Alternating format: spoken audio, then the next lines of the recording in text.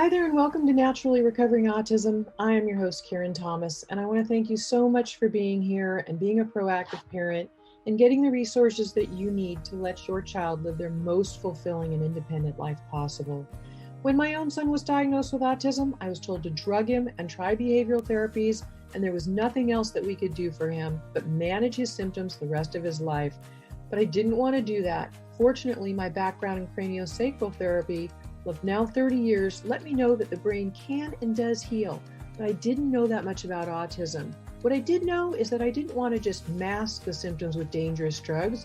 I wanted to find the causes and work with them naturally. And fast forward, it took me a decade and a lot of time and effort, but today my son is no longer diagnosable with autism after being told it could not happen. So I'm here to share with you valuable resources to save you the time and some of the expense that I had to spend to figure it out, and to help you let your child lead to their best results possible. Every child's level of recovery is different, but we know that children who couldn't sleep through the night are sleeping now through the night and happily. Their immune systems are now strong where they were once sick all the time. Children who were nonverbal and their parents were told they could never speak are now speaking. Children who were getting D's and F's in school are getting A's and B's. And those that were so anxious all the time and couldn't sit still and were uncomfortable in their own bodies are now calm and happy and relaxed. And they're leading fulfilling and independent lives with friends. This is what we want for our kids. So I'm here to share the resources with you so that you can get the best results for your child, the best possible. And you can start that right now with my free download of the top 7 foods to eliminate beginning today, of the top foods that are the most inflammatory and toxic that are contributing to those physical and behavioral symptoms of autism that your child is having. They're making his life uncomfortable. So you can get that right now at naturallyrecoveringautism.com/7 foods. And feel free to share that with anybody you know who would be interested. And I will also link to it in today's show notes. There's, of course, a lot more than diet, but this is something you could start doing today that will begin to reduce those symptoms. And I'm happy to share everything I can with you.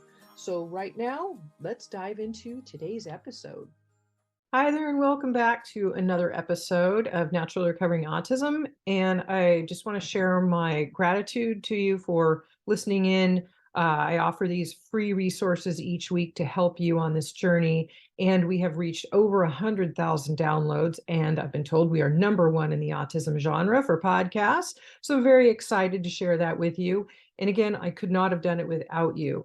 And what helps immensely is if you have time, if you could take just a minute to go onto iTunes and give me a 5-star review if you feel it's worthy. And that way, the more positive reviews there are on the show, the more people, when they're searching for these types of things, can find them more easily. And there are a lot of parents out there, especially as we know, the new CDC number released is 1 in 36 children is now diagnosed with autism. So our community is growing, and there are a lot of parents searching for these resources. So if you could help me to reach them and them to find these resources, I would be very grateful.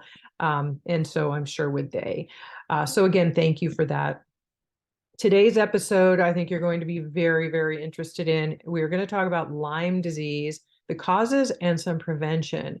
This is episode 167. So I will link to show notes at naturallyrecoveringautism.com/167, because I'm going to give a couple of things, a couple of ways, natural repellents, spray repellents, some links to them, and some other resources that may be helpful for you as we're approaching spring and summer and our kids are outside more, and they're in shorts and their skin is exposed, and they might be in grasses, especially tall grasses and things that carry Lyme and ticks. And also it's important to know too that it used to be just from a tick bite, and now because the globe is becoming so much warmer, that these insects are becoming virulent. They're becoming much stronger. The winters aren't cold enough to kill all of them off these days, so they live, and then they're just stronger. And then when spring and summer arise, there's just more of it around. Lyme disease is definitely on the rise. 1 in every 4 children, they say, on the autism spectrum test positive for Lyme. It's the fastest growing vector-borne infection with over 300,000 cases, new cases a year. And the number is said to be an underestimate, as I know it is for children on the autism spectrum. These symptoms of Lyme, which I'll talk about in a moment, mimic the symptoms of autism. And they can also be a reason why your child is not getting well. If you've heard any of my classes that I've taught, I talk about the 4 stages of autism recovery. The co-infections, including Lyme, are in stage 3. It's very important to get an A to Z for all of the autism symptoms on recovery so that you get the best results, because often these things are missed. And the inaccuracy of the testing is exceptional. I mean, the tests for Lyme disease are very inaccurate. So most people test and they don't even come up positive when they actually have it. And so it never gets worked with. And if it does get found, it's usually worked with improperly. So I'll discuss a little bit of that in today's episode as well. It again continues to be underdiagnosed. So these numbers are very, very below what the truth is. I have been told and read that it's close to 100% of children with autism now have Lyme. So very, very common again. The Center for Disease Control's inadequate established bans and markers used in the detection in these blood tests are a good part of the reason why it's not found. So Lyme disease is usually, again, contracted by a tick bite. And some of these ticks can be as small as a poppy seed and go completely unnoticed. And Lyme can be passed in utero from mom to the baby, as well as in breast milk. So it's very important to know that if you have Lyme or symptoms, which I'll discuss in a moment, then your child could easily have contracted it from you. It's very, very, very easily passed in those 2 ways. Lyme can also be passed from mosquitoes, sand fleas. So if you're playing at the beach a lot, which I personally love to do, head lice, kids get that at school, and other insects these days. So it's not just ticks anymore. Some of the symptoms of Lyme disease, which can also mimic other disorders, including autism, are attention deficit disorder, ADD, learning difficulties, obsessive compulsive disorder, depression, anger and rage. Very, very common to see rageful anger with Lyme. Tantrums, increased oppositional behavior, abdominal pain, headaches, night sweating, chills, possible fever or flu-like symptoms, frequent urination, sudden onset of sleep disturbance, joint pain and neck pain, fatigue, difficulty breathing, dry cough, sole of foot pain, pain on the soles of the foot, visual problems, poor balance, hand flapping, emotional withdrawal, irritability, reduced social participation. Red and purple stretch marks can be anywhere on the body. We'll talk about these today. They're often, I see them on the hips a lot. Bell's palsy, facial drooping, Alzheimer's, schizophrenia, multiple sclerosis, chronic fatigue, fibromyalgia, and heart conditions.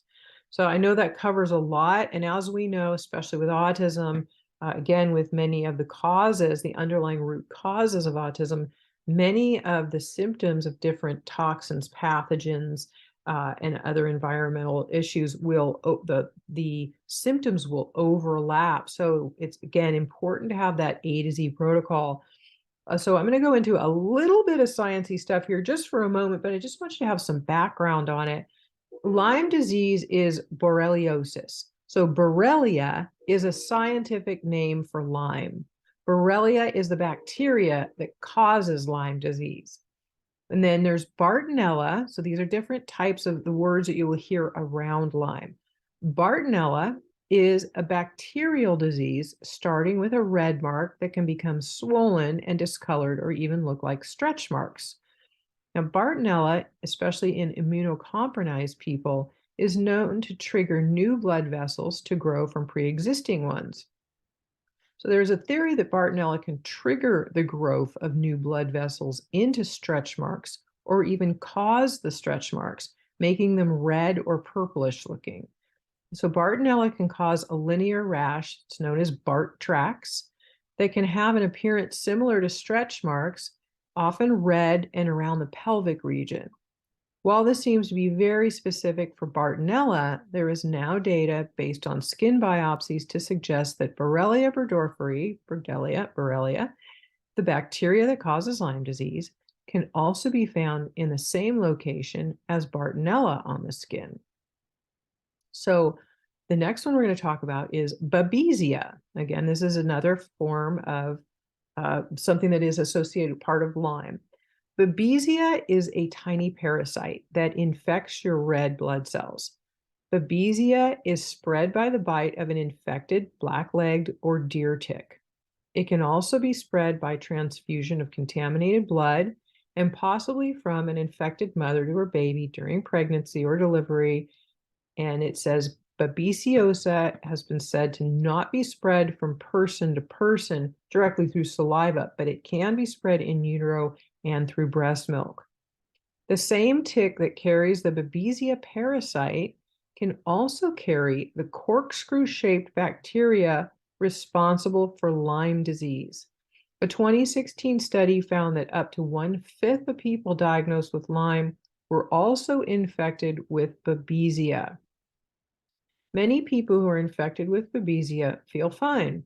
They don't have any real symptoms, and some people develop maybe non-specific flu-like symptoms or fever or chills, sweats, headache, body aches, loss of appetite, nausea, kind of feeling sick in the stomach a lot, or fatigue. And it can also lead to a special type of anemia called hemolytic anemia, a condition where the red blood cells are destroyed, lasting from several days to several months. So you can see again how the crossing over of these different types of things associated with Lyme can be somewhat challenging to treat. So I looked up and went into some studies on how antibiotic resistant these actually are. So here's a quote from Dr. Horowitz's publication in 2016, The Use of Dapsone as a Novel Persister Drug in the Treatment of Chronic Lyme Disease, Post-Treatment Lyme Disease Syndrome. And I'll link to this in the show notes so you can go read it. I always put a post on my website with the links and text version for you to go back and listen to again or read again. John Hopkins research in 2015, as well as researchers from Northeastern University, Kim Lewis and colleagues, demonstrated that Borrelia burgdorferi can form persister cells.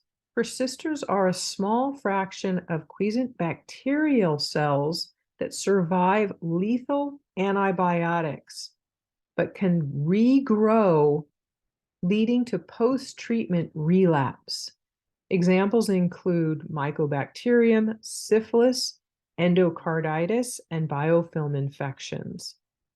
So, does antibiotic resistance play a role in Bartonella infections? Yes, antibiotic resistance plays a significant role in Bartonella infections. In the April 2019 issue of Antibiotics, Research on Antibiotic Resistance from Johns Hopkins was published in the article Identification of FDA-Approved Drugs with Activity Against Stationary Phase Bartonella henselae. What they found was that a number of drugs that were not routinely used for Bartonella and without previous evidence for antibacterial activity did in fact completely eradicate the stationary phase B henselae after 3 days of culture. They also found that the drugs currently used to treat Bartonella, such as rifampin, azithromycin, and ciprofloxacin, had poor activity against the stationary B henselae. This is consistent with what we're seeing in clinical practice. Many patients are being treated with conventional antibiotics and not getting better. And this is causing other doctors to question the diagnosis of the infection in these patients. These patients can have a chronic infection with Bartonella and yet not respond to treatment. So this is why I always work naturally and safely with herbal formulas that in my programs that are made very specific for these developing type of co-infections and fight these specific bacteria. This is very important to understand. If our children, especially with autism, take antibiotics, what's happening is that they are non-discriminatory, and those antibiotics will kill off the good microbiome and gut bacteria that they still have that they're already depleted in, as well as some of the bad. So what happens is when you stop taking the antibiotics after 7 or 10 days, then those bad bacteria can just thrive in the gut and make the issue they had prior even worse because none of the or less of the good bacteria is there to help fight them off. So you can end up being much worse off afterwards than you were to begin with. And also remember that the gut controls the brain and 80% of the immune system. So again, it's why I always start with healing the gut, supporting detoxification pathways, as setting a strong foundation for anything else that we're doing for autism recovery before we move forward. So important. And I so often see this done wrong, incorrectly, and ineffectively. I have parents that find me after decades of working with their kids, and they didn't get results before, and that's why we get results in my programs. So it's important to understand the differences and why you might see some plateauing on the autism recovery journey with your child, so that you know that there is still hope, that there are answers to these, these things that might be perplexing you as to why your child might not be getting better. So let's talk about testing for Lyme. As mentioned above, detection of Lyme through the standard blood test is minimal at best. It's common to get false negatives, and this means that if a blood test comes up negative, you may actually be positive. So what do? If you decide to test, which I personally think is a large waste of money, but if you decide to test, your best practice is to wait until your child's gut is healthy and the toxins have been reduced greatly and their immune system is stronger before testing. This allows blood markers to have a better chance, at least, of showing up in the blood test. Not that it means they will, but a better chance.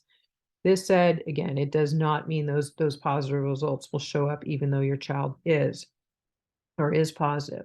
So as a personal rule, I don't like to do tick analysis, as any type of reliable method, although it's used for supportive information sometimes, but it's very inaccurate, so you can't really trust it. But currently, the resource, the best way is to go with symptoms. Labs should always come secondary to patient symptoms. And that's why it's important to learn what these symptoms for various things are, so that you might be able to understand it and have more knowledge about what is causing certain things. And that just has made me think right now. I'm going to go ahead and link to episode 134 of my podcast, and it's called the title of it is What Causes the Symptoms of Autism?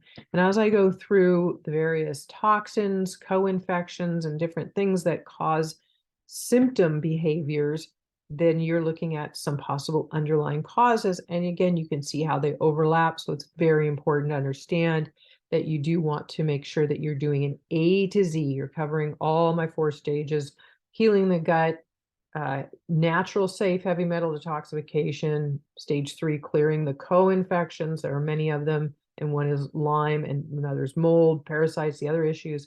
And then we do brain support repair when everything is out of the way and we start to know what our child's needs really are, and what, what needs they still have left. So I'll link to that, but it's naturallyrecoveringautism.com/134, what causes the symptoms of autism. Prevention of Lyme via tick or other insect bites is important to be out in nature. Really, really important. We want to get our feet into the earth. Our children need to be in dirt and in sand, and not, we're in cement or on cement so often.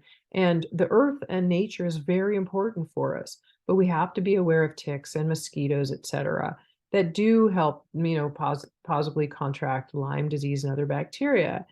So anything with DEET, DEET, or toxic ingredients should absolutely be avoided. Things like off repellent are very toxic, so do not use them. We're spraying a harsh pesticide chemical right on our skin when we use those things, and they're quite dangerous. And our kids with autism are already loaded with toxins, so they can't take more, and you can actually see an increase in symptoms in your child by using things like that because you're increasing their toxic load. So here are some natural tick and insect repellents that I have found to be very beneficial. These are external sprays. You can spray them on the skin and on your clothing as well. So they can be very helpful.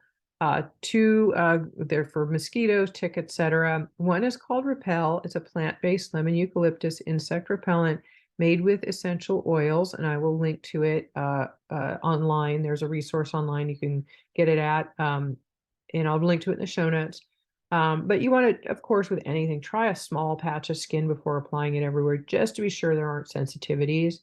And then the other one that I've used regularly for years is called Terra Shield Essential Oil Spray from the company Utero. And Terra Shield already has a carrier oil in it to make it less sensitive for anyone to use. So there's less skin sensitivity for this one as well. And again, I've used it for many years and found it to be very helpful. And I will link to where to purchase that as well in the show notes for you. So either product can be sprayed on clothing or on skin to repel. But of course, long sleeves and long pants are really best if they're in grasses, in things that could do where the ticks could be adhering to those grasses, and then you walk by them and they rub off onto your clothing or, of course, your skin. Although it is good for us to have sun on our skin because we need that vitamin D. But if you're in tall grasses and things like that, then, it is good to cover up so that there's less chance of contracting ticks. So again, this is where the ticks like to reside, around these grasses.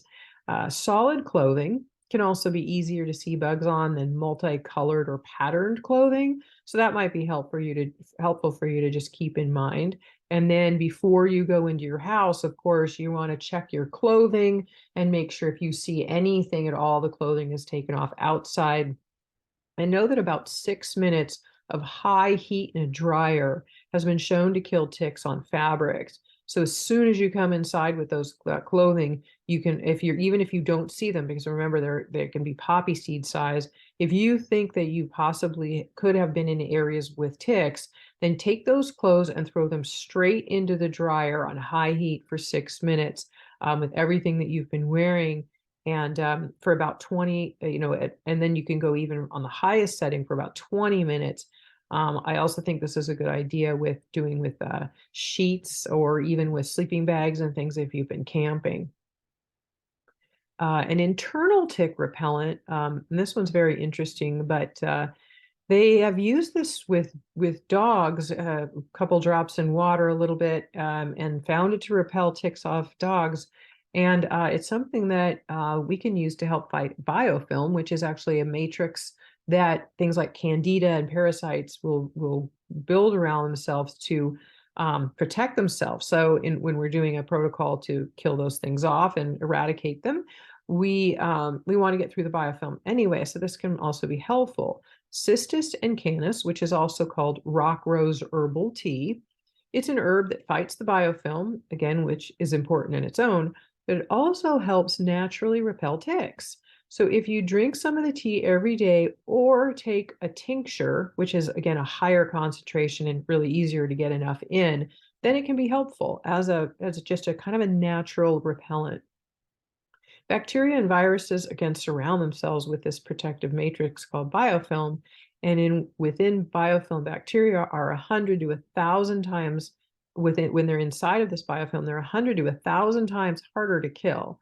And they resist antibiotics, antifungals, disinfectants, and antivirals. So cystis can be very helpful. It's been shown to break down this protective biofilm and shown to repel ticks, again, when ingested as tea or tincture. And I will link to a tea and a tincture in the show notes, but generally sipping small amounts throughout the entire day of the tea is really important. And if you're really trying to fight biofilm with it, it can be up to 6 cups of it a day. But if you're just wanting to have some in your system, if you just are sipping little bits throughout the day all the time, especially prior to when you're going to be out in grasses or out or you can drink it every day. Start with small amounts, of course, especially with your kids, because if we are killing off, fighting the biofilm, then it could help to our body to fight off the pathogens and other things that are living in them. And as they do that, then they can die, and those that could release that's what we know as die-off symptoms, which then can increase the toxins in the body. Even though it's a good thing that those pathogens are being killed off a little bit, any symptoms might just be from the excess toxins in the body as that is happening, as they're trying to be excreted. Again, back to where we want toxin binders. But I just wanted to put that little notation in this for you, not to confuse you, but if your child's drinking a little bit of it and you say, boy, all of a sudden I saw some symptoms in my child, some increased symptoms, it could be that they're having a little bit of a die-off reaction. So again, toxin binders can be helpful if that happens. So sipping cistus tea generally throughout the day, and especially, really build it up in your system. If you know you're going camping or you're really going to go for a hike or somewhere, you might have some exposure to ticks and grasses, then maybe sipping tea for, a week before you go. And then while you're there, really having some in your system. There's a tincture that they make also, which is an alternative to tea, that is really much more concentrated and kind of a nice option if you prefer not to have to make so much tea every day. You can just put it, it lasts a really long time, because you can start with just a drop a day in the beginning and then work your way up to a little bit more. And over time, but that will get some into your system. And again, you can avoid having to make so much tea all the time. It's just a matter of convenience, really. And it is a bit more concentrated too, so it's a bit stronger than the tea. So preventing the spread of Lyme to children. Lyme again is transferred in utero to the unborn fetus, passed through breast milk, and some of the bacteria can be spread in saliva.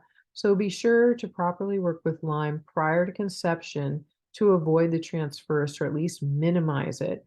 If you know you have Lyme, or you've been bitten by a tick or an insect that may have caused you to feel sluggish or ill afterwards, maybe even notice something right away, then know it's that it is likely to be that you're carrying it. If you've given birth since then or breastfed since then it's likely your child has contracted it from you. And Lyme again mimics those symptoms of autism, or many of them, as we already went through today. And remember, it doesn't show up in most tests and is often antibiotic resistant. So let symptoms be your absolute best guide as you move forward. Another little caveat here I wanted to make sure I shared with you before we completed this podcast was that Lyme lives inside of parasites. So our kids often have parasitic infections. Often, again, the tests are inaccurate because parasites actually have an innate intelligence that allows them to hide. And so they often don't show up in testing, even when your child has it. And on that episode that I did, number 134, I go into many of the symptoms of parasites. They'll overlap, as you'll see some of these symptoms of Lyme. They'll overlap some of the symptoms of heavy metals.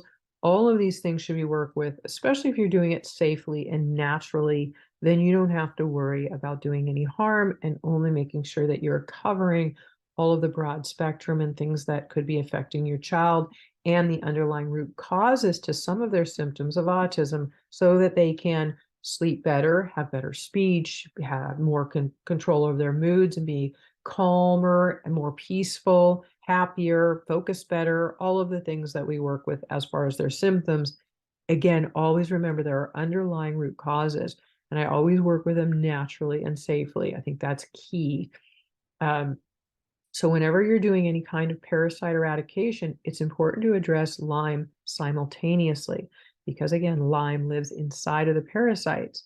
So if we kill off the parasites and then don't work with the Lyme at all, then the Lyme can release, it opens up out of the parasite, releases into the bloodstream, and can cause a newer systemic case of Lyme symptoms in you or your child or in the host body. So that's important to know too.